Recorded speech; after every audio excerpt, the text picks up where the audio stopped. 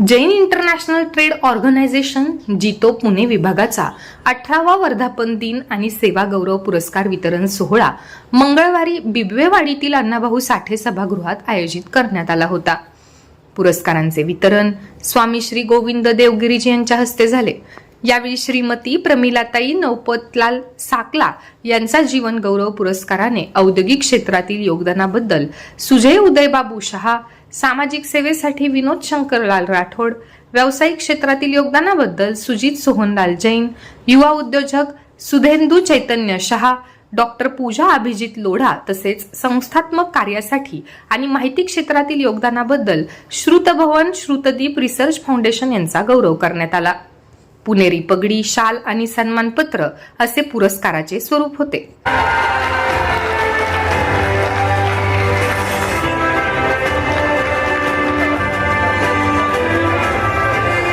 पुनावाला फिनकॉर्पचे कार्यकारी संचालक अभय भुतडा, पिनन्स कमर्शियल्सचे संचालक सौरभ बोरा, जितो पुणे विभागाचे अध्यक्ष राजेश कुमार सांकला, मुख्य सचिव चेतन भंडारी, दिनेश ओसवाल, वर्धापन दिन सोहळा समितीचे अध्यक्ष ॲडव्होकेट विशाल शिंगवी, जितो ॲपक्सचे अध्यक्ष कांतीलाल ओसवाल, श्रमण आरोग्यमचे उपाध्यक्ष विजय भंडारी, जितो ॲडव्हर्झीचे ॲडव्होकेट एस के जैन, विजयकांत कोठारी, रवींद्र सांकला, JATF अपॅक्सचे उपाध्यक्ष इंदर जैन, अपॅक्सचे संचालक अचल जैन, धीरज छाजेड, जितो महिला विभाग अध्यक्ष संगीता ललवानी, जितो क्रीडा विभागाचे अध्यक्ष विशाल जोरडिया, जितो जे पॉइंट अपॅक्सचे अध्यक्ष अजय मेहता, जितो ROM झोनचे अध्यक्ष अजित सेठिया, उद्योगपती प्रकाश धारीवाल यांची प्रमुख उपस्थिती होती. राजेश सांकला यांनी प्रास्ताविकात कार्यक्रमाच्या आयोजनामागील भूमिका विशद केली. समाजातील हिरे शोधून त्यांचा गौरव करण्याचे काम जितो करीत असल्याचेही त्यांनी सांगितले. ॲडव्होकेट विशाल शिंगवी, चेतन भंडारी, कांतीलाल ओसवाल यांनी जितोच्या माध्यमातून सुरू असलेल्या उपक्रमांची माहिती दिली. कार्य करणाऱ्या लोकांकडून आपल्या समाजातले हिरे धुंडून काढायचे, तसे असे हिरे धुंडून काढायचं काम या जितोनी करायचं केलं. आणि म्हणून आम्ही जी यावेळेस निवडणूक केली, माझी मातोश्री, माझी आई, माझं सर्वस्व, माझं देव, माझं प्रमिलाबाई साकलांना निवडलं. आणि ज्या आईचं वैयक्तिक कर्तृत्व असतं ना, तेच तुम्हाला त्यानंतर आमच्याकडे देशभर उजेड निर्माण करणारे आमच्याबरोबर आहेत. उदयभाई, सुजयभाई आमच्याबरोबर आहेत. देशभर उजेड निर्माण करतात. वेगवेगळ्या ठिकाणी त्यांचे कसले प्रोजेक्ट आहेत, त्यातनं लाईट निर्माण करतात, त्यातनं उजेड लागतो, देवाचे बल्ब लावले जातात. त्यानंतर मी तुम्हाला फार सोप्या शब्दात सांगतो, म्हणून म्हटलं की देशभर उजेड पोहोचवणारे तुमच्याबरोबर आहेत. आमच्याबरोबर इथं गोशाळाचं लक्षण करणारे शंकरजी राठोड आहेत. सुजित तर हा युथ अंतरप्रेन्योर मधला आहे की नवीन प्रकारे काही नवा धंदा कसा करायचा, कसा फ्लरिश करायचा हे सुजितकडे शिकावं. आणि सुजित त्यांना एका वटवृक्षाखाली वाढलेला SK जैन सारख्या, तरी तो त्याचा वेगळा वृक्ष म्हणून दाखवतोय. हीच त्याची खरी यशाची पावती आहे असं मी म्हणेन.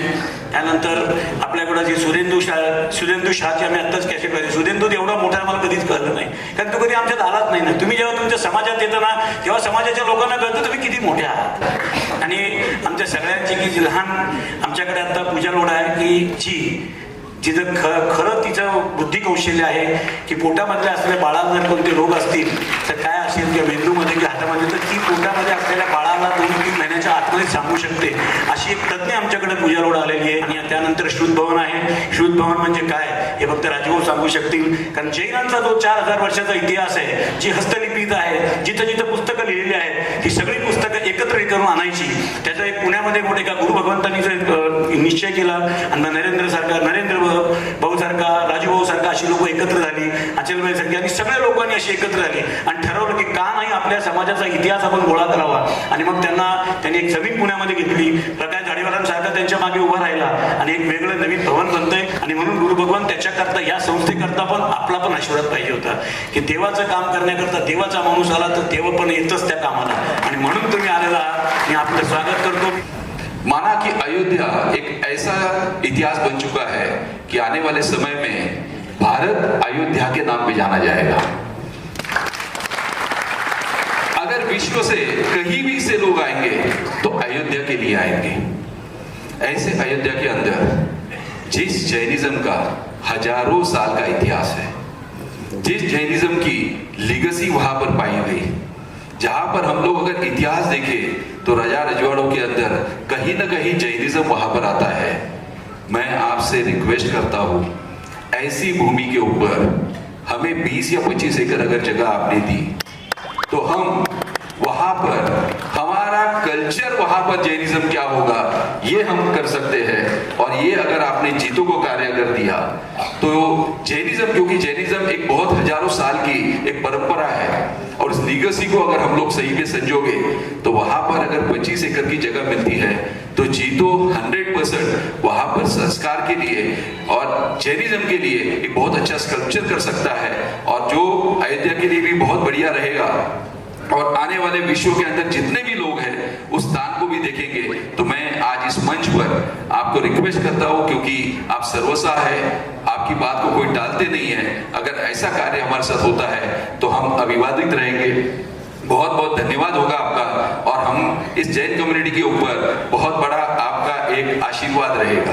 हमारा ये जीतो है जो 69 चैप्टर्स में बना हुआ है और 60,000 से ज्यादा इसके मेंबर हैं, जो 15 लाख और 2 लाख बन के ये मेंबर्स बने हुए हैं। और ये पूरा हमारा फंड होता है, ये कॉर्पस फंड होता है और उसके इंटरेस्ट से हमारे पूरे चैप्टर्स और प्रोजेक्ट्स हमारे चलते हैं।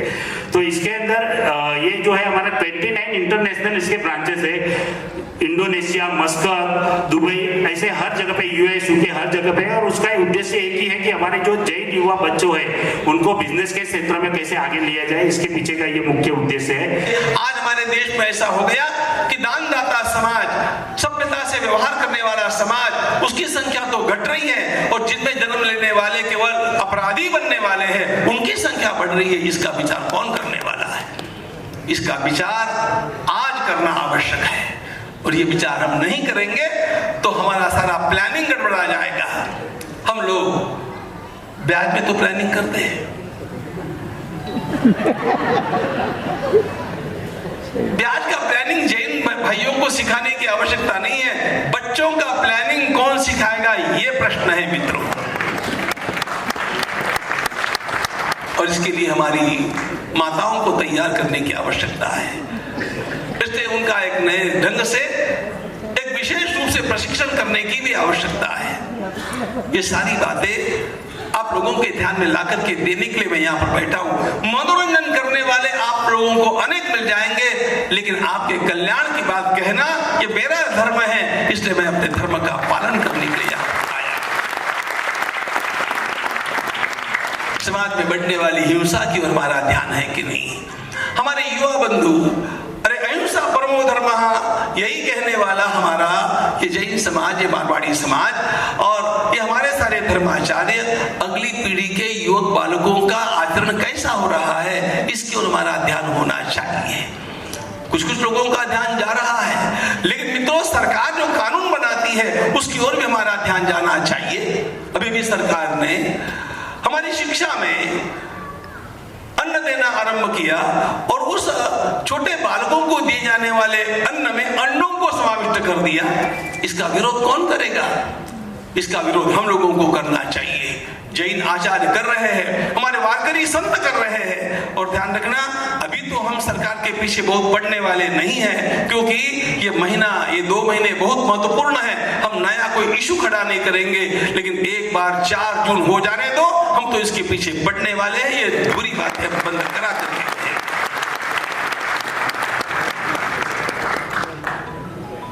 जिन्हें खाना है वो खाते रहे, लेकिन जो खाते नहीं है उन घर के बालकों को इस प्रकार के अन्नों को सामने ला करके उनकी दृष्टि को बिगाड़ना ये सरकार का धर्म नहीं है।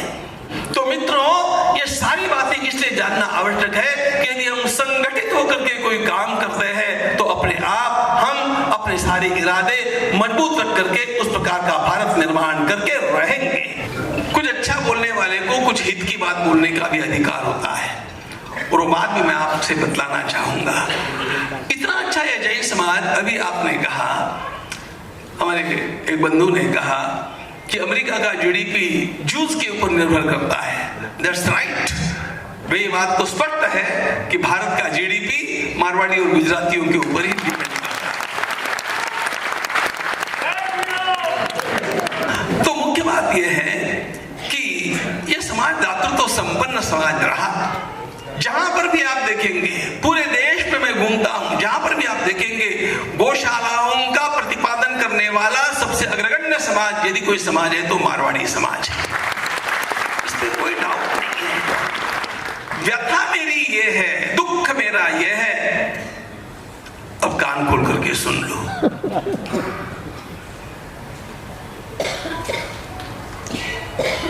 कितने दशकों तक आप अपने समाज को जीवंत रखना चाहते हैं, इसको जरा सोचो। इस समाज की संख्या घटती जा रही है कि बढ़ती जा रही है, इसको जरा सोचो।